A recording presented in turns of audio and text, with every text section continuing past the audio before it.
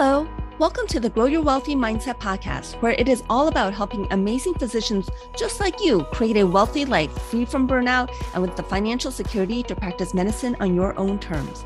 I'm your host, Dr. Elisa Zhang. Hello, and welcome back to the Grow Your Wealthy Mindset podcast. Today, I have Dr. Kristine Goins, who helps other physicians become location-free. Kristine is an adult and pediatric psychiatrist who's been living around the world for the last 2 years. So Kristine, why don't you introduce yourself further? Sure. Thank you for having me. My name is Dr. Kristine Goins. I'm an integrative child and adolescent psychiatrist, and I'm also a physician coach and digital nomad. I help physicians break free from traditional medicine to achieve location freedom and create their own ideal nomadic lifestyle. I'm really interested to hear more about your story. How did you start actually becoming location free? Yeah. So, it really started from doing what most people do, which is work in, for a hospital in academia. But I always did multiple things at once. So I always believed in having multiple streams. And so I had also worked in doing some consulting and worked as a contractor simultaneously. And so, as I was continuing in academia, like many of us have been experiencing, I experienced burnout. It was very difficult, and I always had a true passion for traveling. And so I noticed that, going away for a week, going away for 5 days just wasn't enough for me. And so I thought about how can I really create the lifestyle that is most in alignment with my path, most in alignment with my values. And so I decided that I would leave academia after 3 years and just continue working and focusing on different ways that I could grow my consulting, grow my other clinical paths that would allow me to maintain my location freedom. And so I started by buying a one-way ticket to Colombia without telling anyone. Wow, what year was that? That was in 2021. Well, so you did this kind of when the pandemic was still going on. Yeah, for sure. It was, the pandemic was such a transformative time for so many of us. During that period of time, I actually lost both of my grandmothers. So it really helped me to hone in on the fact that time is really precious. It's the most precious commodity that we have as physicians. And so I felt it was really important for me to kind of transform this 5-year strategy that I had to becoming location free to a 5-month strategy and book my one-way ticket to Colombia. So that's what I did. And at that point, how many years had it been since you finished your training? 3 years. Right. So you finished your training, work in academia for 3 years. And the pandemic essentially hit your second year of being out of training.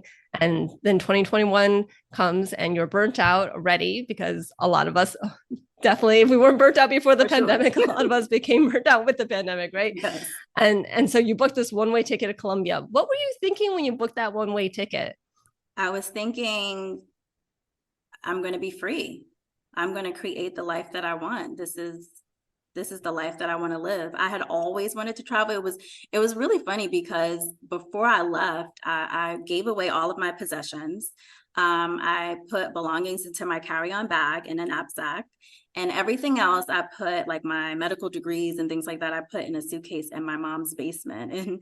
And as I was leaving, I found this little sticky note that I wrote when I was 16, and it said, "I want to travel the world."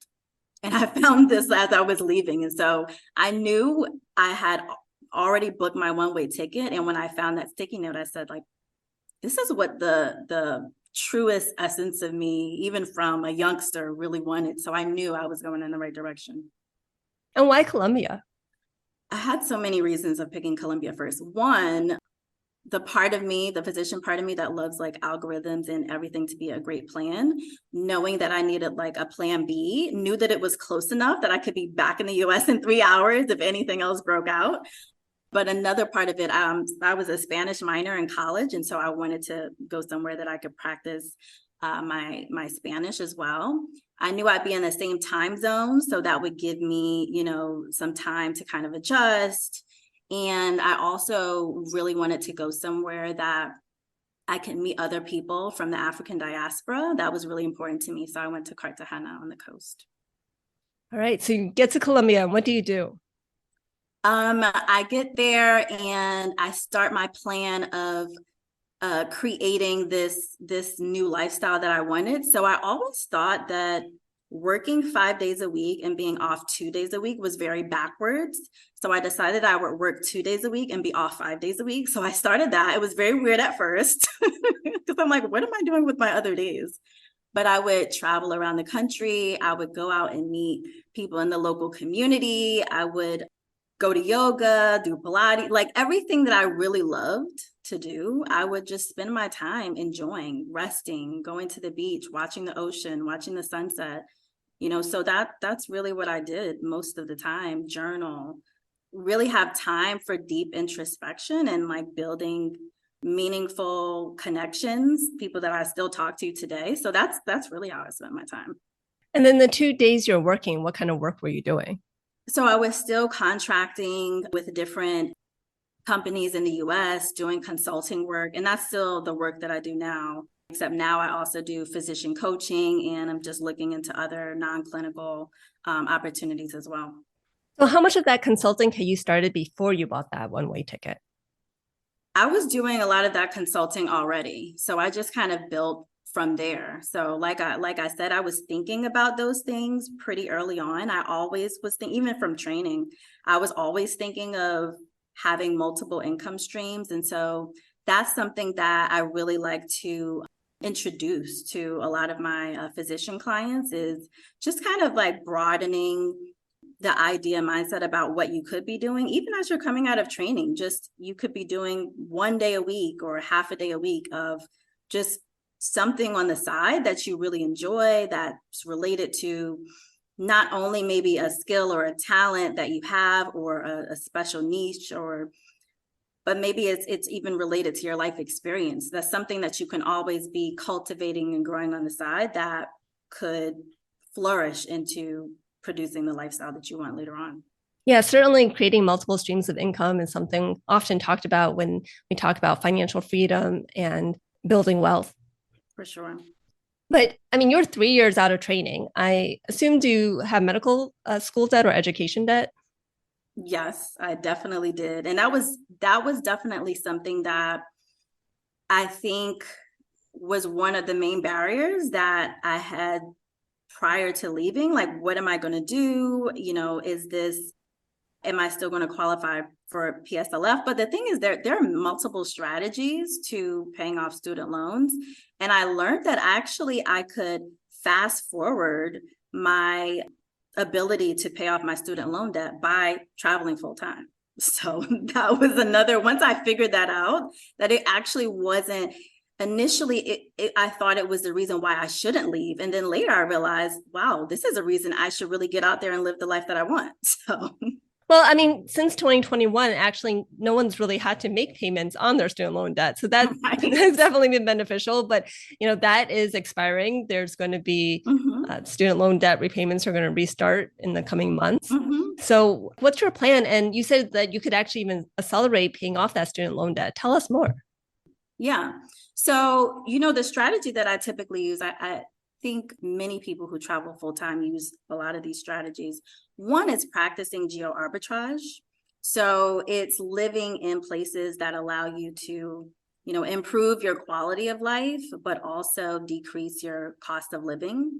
And so that's for big ticket items like housing, food, healthcare, transportation, things like that. And so I think especially when you combine that with practicing essentialism, so really living in a way that honors what you value, so that you circulate your money around anything that you really, really care about, and so that you don't consume things that you don't care about. I think it really allows you to grow and allows you to flourish and live the kind of lifestyle you want, because you're doing exactly what you want to do. And so practicing geo arbitrage is one. Utilizing credit card efficiency, because a lot of people talk about the cost of flights or the cost of travel and things like that. But when you utilize credit card efficiency, your travel is typically free. For the first maybe year and a half of my travel, I never paid for flights. And so that wasn't something that really came up for me. I started more so paying for flights after I would start making last minute trips around the world that were only for first class or business class. It's hard to use credit card efficiency that way. But if you are using it and you're planning your trips ahead of time, then you shouldn't be paying, or it should be much more affordable. Also utilizing like certain banking strategies that allow you to leverage money that you're saving, that allow you to not pay ATM fees no matter where you are around the world, and also qualifying for certain tax deductions like foreign earned income exclusion or foreign housing exclusion when you are spending most of your time outside the US. So that, for foreign earned income exclusion, you could, for 2023, end up saving, not being taxed on your first $120,000 of your income. So these kind of strategies. Another is if you're selecting an income tax-free state as your US home base. So if you're doing that, you're selecting Florida or Texas as your home state, then you would also be avoiding income tax from your state. So there's a lot of different strategies you can use. Like you were saying, a lot of physicians having like side gigs and other things that they're doing, or if they're self-employed, they can also be contributing to a high contribution retirement account, like a solo 401k. So it's about how you kind of combine these different things together. So saving so much money, being able to, 10x the lifestyle that I'm living, but also be able to save on really big ticket items that, when I was living in DC, the amount of money that I was paying for a studio, really didn't allow me to be able to save as much money or to be able to pay my student loans off as fast. But that's something I can do when I travel full time. So kind of paint us a picture of what your finances looked like before you left the country and what it looks like now. Yeah. So I had been practicing, I would say, pretty good financial habits before I left the US. And so I think how you set up your finances is really important. And so if that's something that maybe even before you leave the country that you want some assistance or help around, I think that's an important strategy to kind of think through before you leave. But the way my finances looked is I had been having multiple streams. And so one of my streams I had already been saving and not utilizing, and the other stream I had been living off of. And so when I left the US, I did have a number of savings. And so I didn't utilize them necessarily when I left, but I had the psychological security that I could use them if something were to come up. And so I was in a pretty good space. I've always been pretty comfortable, I would say, because I always utilize my finances in a way that I would circulate things depending on what I really wanted. So, I always, took an Uber or used public transportation because that's part of my alignment of my value system. And so that's what I wanted to spend my money on. And I wanted to travel. So I just think it depends on what people really want and what their lifestyle what they want their lifestyle to look like. But I had a pretty good financial life before I left. And so once I left, it just began to increase because my cost of living decreased by maybe half or less. Or more. Before you left the US, let's just say, what percentage of your income would you say you spent on pure living expenses versus saving versus, I guess, taxes, because taxes is a huge chunk of what our income goes to. Yeah. It's hard to remember off the top of my head, but probably maybe that would have been about 60%, maybe. 60% that you're spending towards your expenses. Yeah. Taxes is probably another 30 to 40%. I would probably say if I included taxes, I don't think it would have been more than 70%. Okay, so you're saving about 30% of your income. Yeah, just utilizing my own Yeah. strategies. Okay. Yeah. And now, what does your income compare now versus when you were in the United States? I pretty much have kept my income about the same. Okay. Maybe like 20,000 difference or something, or about the same. And I would say growing. So it hasn't really changed that much. It's really more so my expenses that have changed. So your expenses have cut down in like half or more, especially if you're qualifying for the Foreign earned income. Yeah, I was going to say, I was like, what was the expression? Yes, the foreign, especially if you're qualifying for that foreign earned income expense. So your tax cost has gone way down. Your other expenses have gone down just because you're being in countries where the cost of living is a lot less. Mm-hmm. And then your income's actually staying the same. So yeah, that would actually, like you said, give you a lot more money to put towards things like your educational debt or even towards like retirement. For sure. And you mentioned student loans. There's so many strategies that people can use towards student loans. And I think people don't necessarily, even as physicians, we don't always think about them. But if you do want to, like, for instance, if you're really passionate about nonprofits, you could start your own nonprofit. Your PSLF doesn't have to be tied to you working for someone else's nonprofit, like a hospital. You could work for yourself and do the 30 hours and pay off your student loans. And you can do that while you're being location free. So, there's so many ways to go about that. It's really just about us opening our minds as physicians to create our own path. I love that. That is such creative thinking. Create your own nonprofit, work for your own nonprofit, and now you can work towards PSLF. Yeah.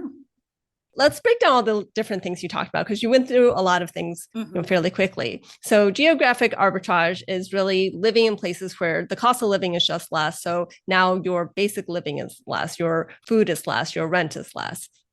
Anything else you want to add to kind of defining what geographic arbitrage is? No, that's basically what geographic arbitrage is. Yeah, it's just being able to benefit from living somewhere that allows you to have a lower cost of living. But many times that also means a higher quality of life. Right. And then you talked about credit card efficiency. So why don't you go into that a little bit more? Because I'm sure people want to hear about how they can travel free. Yeah. So it's also quite very it's individualized, because it really depends on where exactly you're traveling to and where you're going. And so before I left the US, one of the things I did was met with a credit card efficiency specialist so that I could learn different tactics in terms of how to utilize credit card efficiency. And so it was about having certain credit cards that allows you to maintain and utilize certain rewards, particularly around travel and flights. And so what you're able to do is your normal spending, your normal everyday spending. So it's not like you're trying to spend money that you don't have or don't want to spend, but just what you're spending on your rent, what you're utilizing for your food, what you're paying for healthcare when you have your international, health insurance, or whatever your plan is going to be when you leave the US. All of those things are going onto your credit card, and that's allowing you, depending on the credit card and depending on the rewards that the credit card allows, it's allowing you to create credit card points that you can then transfer to certain airline partners that allow your flights to be free. So what credit cards do you use? Certain ones, well, I would say one of the most popular ones that pretty much all digital nomads that I know anywhere use is the Chase Sapphire Rewards card. And so that's like a really, really popular one. But I also use some different business ones. Now I probably have like 12 right now, so I don't think I could ramble them all off on the top of my head. But there are so many that you could use between Chase. Some people use Amex. I would say it's a great, they're great cards to use when you're in the US, but American Express is actually really hard to use as a nomad, particularly if you're traveling through Central and South America and things like that. A lot of them don't take American Express, and a lot of the points you really need to be in the US. So it's really great to know the best strategy and the best cards to use as a nomad. And even for credit card efficiency specialists, many of them are US based. And so they don't necessarily know. So it's kind of really important to get with someone who probably is a nomad, who can can tell you about and utilize the cards that would be most beneficial for you. But it does depend on where you're traveling. Yeah. So are you using a lot of airline cards or hotel cards or? No, they're not necessarily the best cards to use as a digital nomad. So it's really using like certain Chase cards, certain Citibank cards. There's certain, I don't have my list up right now. Like I said, I have a lot of cards, so I don't have my list up. But if, somebody is working with me, for any clients who work with me, they definitely will have access to like a list. And I probably can put out at some point like a list of different cards that for digital nomads would be really helpful, because like I said, it would be very different if you're based in the US in terms of like how you use your points versus when you're traveling abroad, because countries are different and not every country will take, certain types of cards. But once you come up with a strategy, once you know how to utilize those certain cards, and it means that when you're out, you utilize one card for one thing, when you're eating out, when you're at a bar, when you're grocery shopping, you're using your cards the best way that you know how in terms of what works for your point rewards. And that helps you to fast track your credit card efficiency. And it also helps when you have your own businesses, because that allows you to get a lot of business credit cards, which help you to do the same thing.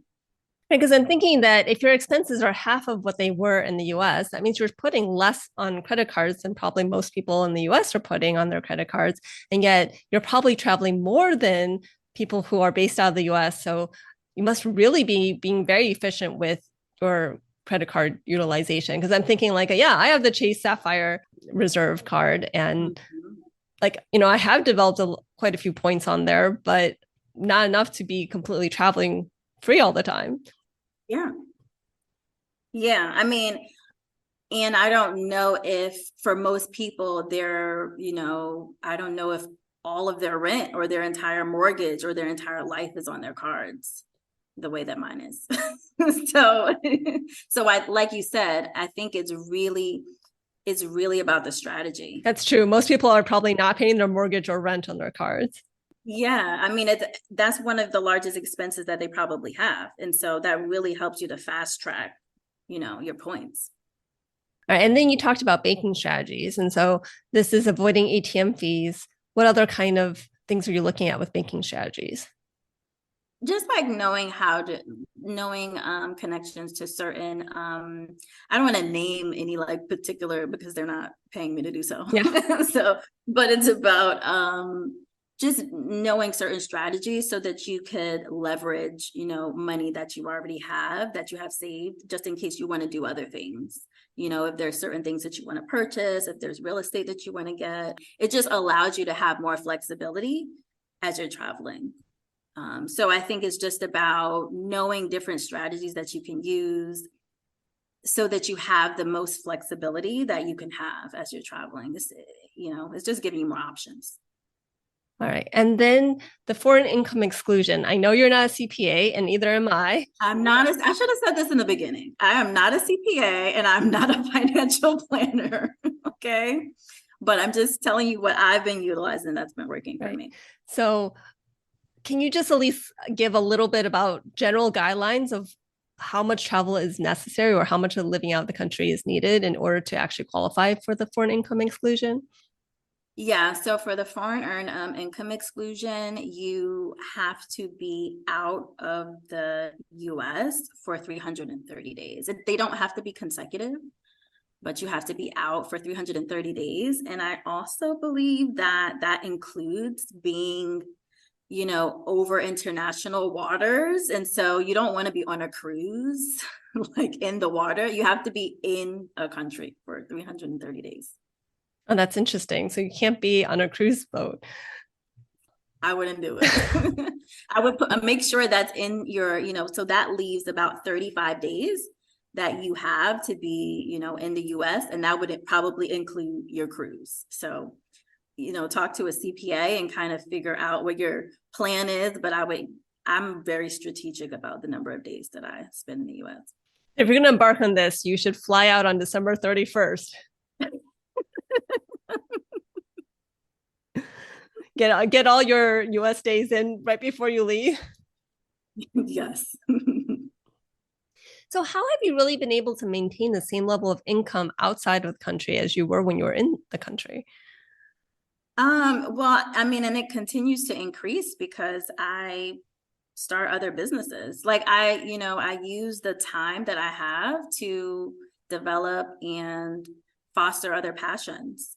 And so one was stepping away from academia. I don't know if other people in academia will agree, but it doesn't pay very well. And so once you leave, you have more time to do other things that are more lucrative.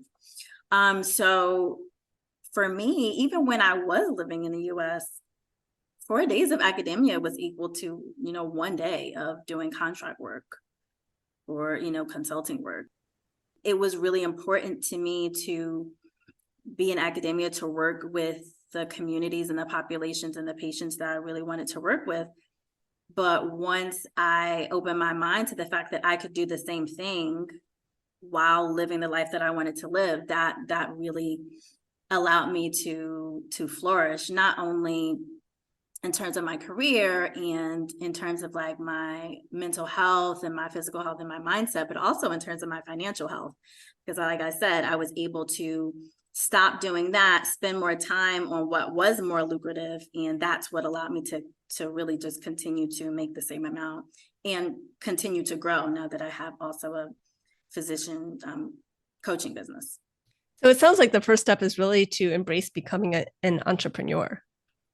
Yeah, I mean, I think for physicians, that entrepreneurship is the game changer. I think that we are all naturally leaders, we're naturally have so many skills that would allow us to be great entrepreneurs. I feel like it's not pushed enough when we're in medical school or when we're in training, but I think that it's more difficult to have freedom, whether it's mindset freedom, whether it's time freedom, whether it's financial freedom or location freedom. I think it's really hard to fully have freedom without entrepreneurship in some capacity, even if it's not 100% of what you do. Now, someone listening to your story can may be thinking, well, you're a psychiatrist. You can do telemedicine. You don't need to actually physically see a patient. What would you say to someone who's a physician in other specialties? I mean, you work with physicians to help them get location freedom. How can other physicians in different specialties turn into entrepreneurs where they can really utilize what they know and have developed as a physician, but not have to actually physically be seeing patients or in the hospital? Right. And so to that, I would say that I had the very same self-limiting thought before I left the US. And even as a psychiatrist, I still had that thought. What I would say to them is that no matter what you are doing right now, no matter what type of specialty you're in, there is a skill, there's a talent, there is something that you have learned that someone else wants to know that you can digitize. There is a life experience. There's a combination of all of the things that I said that can be created into some type of business, whether it's coaching, whether it's consulting, whether it's writing, speaking, whatever it is, or maybe you want to do a combination of all those above and throw real estate into it. It doesn't really matter. There is something that you know how to do that people are like want to know so bad, and they're just waiting for you to create a business so that they could support it.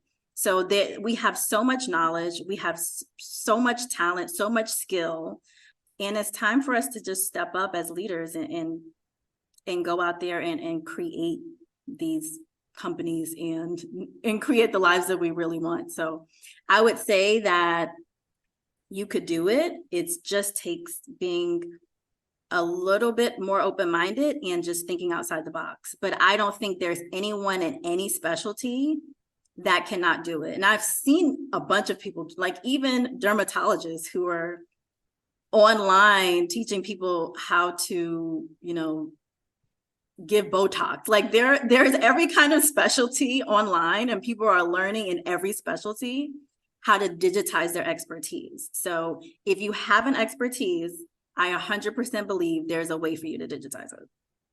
Well, that is truly inspirational. And I think that's a great place to end this episode. Thank you so much for coming on. I'm sure some of our audience are going to think this is just crazy, and other audience are going to think like, oh my God, how can I work with Dr. Goins and be able to have this for myself? So how can our listeners find you? Yes, they can find me on IG at the Nomad MDs, and they can find me on Facebook at the Nomad MD. Awesome. And we'll put that in the show notes. Thank you so much for coming on. And thank you to all our listeners for listening in on another episode of the Grow Your Wealthy Mindset podcast. If you enjoyed this episode, I would love it if you could share it with your friends and colleagues. And now for the disclaimer.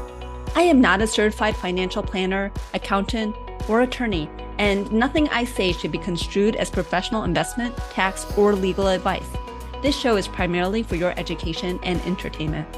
I am a physician, but I'm probably not your physician. So if you need any medical advice, please contact your own physician. Thank you.